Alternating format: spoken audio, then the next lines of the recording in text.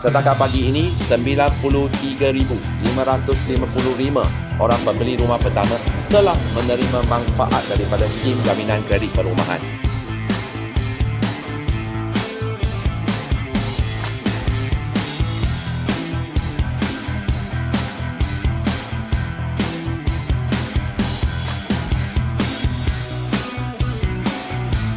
Kita ada beraki 18 bilion lagi, di mana bank bagi pinjaman itu digaranti oleh kerajaan.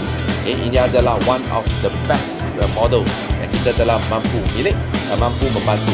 Dan saya yakin menjelang akhir tahun ini, sasaran kita 100,000 orang pembeli rumah akan menerima manfaat daripada SJKP ini.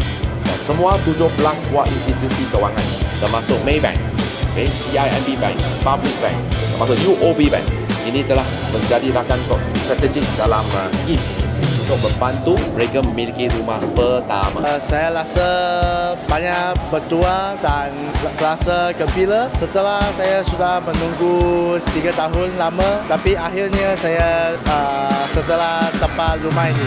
Jadi saya nak terima kasih kepada jabatan dan pengawal kerajaan kasih kami banyak itu bantuan dan jadi kami boleh dapat rumah ini lah.